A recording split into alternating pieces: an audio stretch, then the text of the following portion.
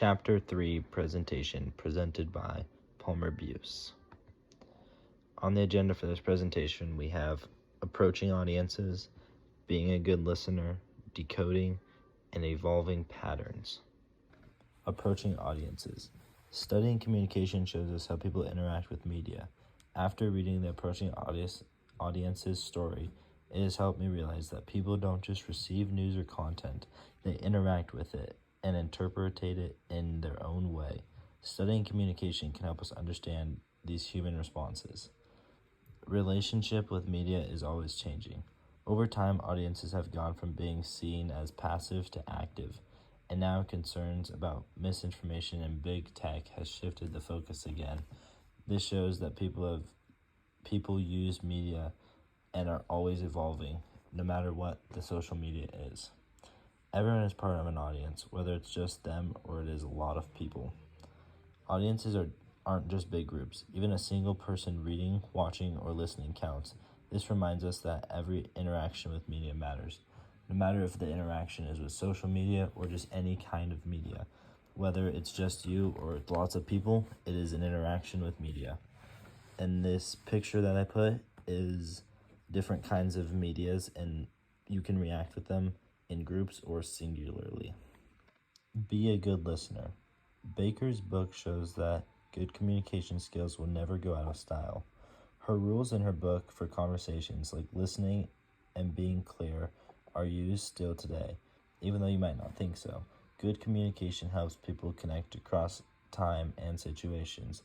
No matter what the situation is, if you have good communication, it'll always end up well in the communication side of things. Baker believed that being a good communicator meant caring about your audience. She emphasized paying attention to what others find interesting and responding to their needs, and understanding your audience makes conversations more meaningful and enjoyable. Baker's idea showed real communication is about connection. Conversation isn't just talking, it's a two-way process where both people participate. Her books show us that connecting with others is the core of communication.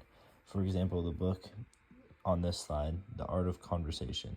This is Josephine Turch Baker's 1907 book, The Art of Conversation. And this is where a lot of the information I got was from. Decoding. Communication is based on how people receive it, not just how they deliver a message.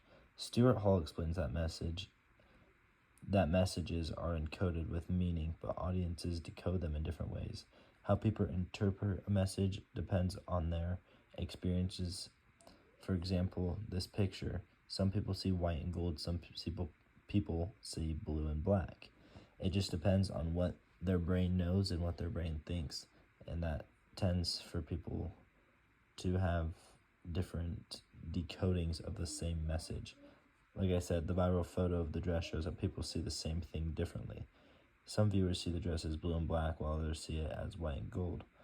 And that just shows how the same message can be shown one way, but it can be decoded multiple ways. Communication is always changing as technology evolves. Digital tools, social media, and producers have blurred the line between producing and receiving content. New platforms change how audiences interact and interpret messages. Communication is always changing as technology evolves. No matter what the technology is, people are always communicating on it, and it's hard for people to decode a message correctly. And there might not be a correct way, like in that photo. There's two different ways, but no one actually knows what the right way is except for the person sending the message. Evolving elements. News and how people read it has changed over time. The writer used to read newspapers and quietly at home, but later switched to reading news on social media. This just shows how people over time have changed the way that they are getting in information. Like, for example, I know back before I had a phone, I would read books, and now I can just look on social media. There's lots of false and biased news today. Some news stories misinterpret facts or promote one-sided views, leading to misinformation.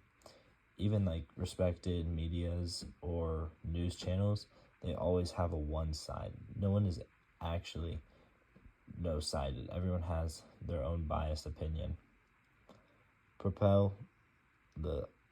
People can be very overwhelmed by the amount of news they receive today and even be stressed. Constant updates on social media led to information overload and news fatigue for the writer. Too much news made it hard to focus, causing stress and frustration. I know for me, when I have to do a lot of studying or I'm on my phone for too much, I get stressed and overwhelmed. It's just too much for me.